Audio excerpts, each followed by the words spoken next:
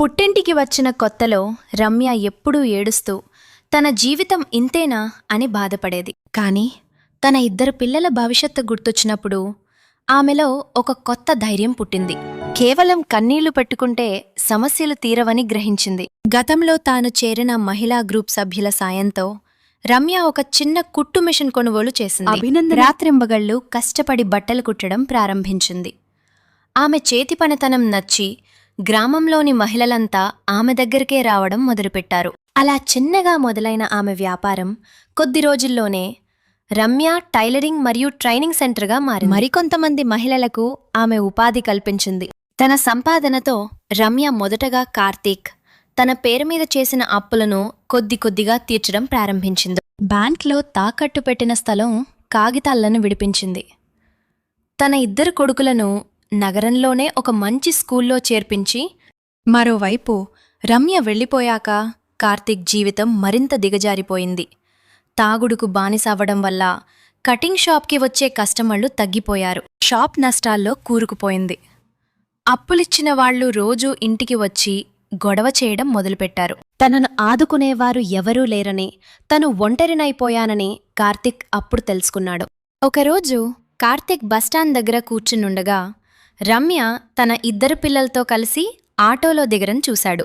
పిల్లలిద్దరూ మంచి బట్టలు వేసుకుని చేతిలో బుక్స్ పట్టుకుని ఎంతో ఆనందంగా ఉన్నారు. అది చూసి కార్తీక్ గుండె తరుక్కుపోయింది. తన ఎంత పెద్ద తప్పు చేశాడో, ఎంతటి లక్ష్మిలాంటి భార్యను దూరం చేసుకున్నాడో అతనికి అర్థమైంది. కార్తీక్ తన తప్పు తెలుసుకుని రమ్య కాళ్లపై పడి ఏడుస్తున్నప్పుడు రమ్య మనసు ఒక్క క్షణం కరిగినా గతం గుర్తొచ్చి వెనకడుగు వేసింది. నువ్వు మారతావనే నమ్మకం నాకు లేదు కార్తీక్. నీ వల్ల పిల్లల భవిష్యత్తును మళ్లీ ప్రమాదంలో పడేయలేను. నువ్వు నిజంగా మారేవని నిరూపించుకో.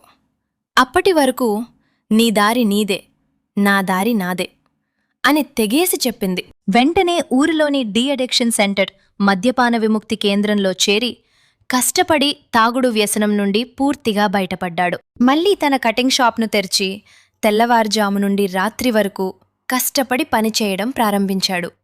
సంపాదించిన డబ్బులో రూపాయి కూడా వృధా చేయకుండా అప్పుల్లో మిగిలిన భాగాన్ని తనే స్వయంగా తీర్చేశాడు. ఏడాది కాలంగా కార్తీక్ పడుతున్న కష్టాన్ని, అతనిలోని నిజమైన మార్పును రమ్య గమనిస్తూనే ఉంది. రమ్య తన ఇద్దరు పిల్లలతో కలిసి ఆ ఇంటి గుమ్మం ముందుకు వచ్చింది.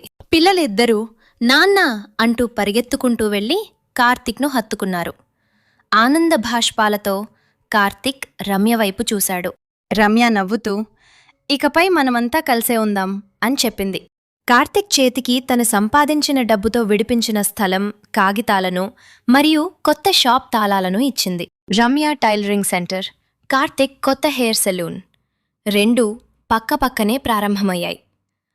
ఒకప్పుడు వ్యసనాలతో నాశనమైన ఆ కుటుంబం రమ్య ధైర్యం వల్ల, కార్తీక్ పశ్చాత్తాపం వల్ల మళ్లీ పచ్చని సంసారంగా మారింది. ఒక స్త్రీ అనుకుంటే సాధించలేనిది ఏదీ లేదు అని రమ్య నిరూపించింది. అలాగే తప్పు తెలుసుకుని మారిన భర్తకు ఒక అవకాశమిస్తే జీవితం ఎంత అందంగా మారుతుందో ఈ కథ మనకు నేర్పుతుంది.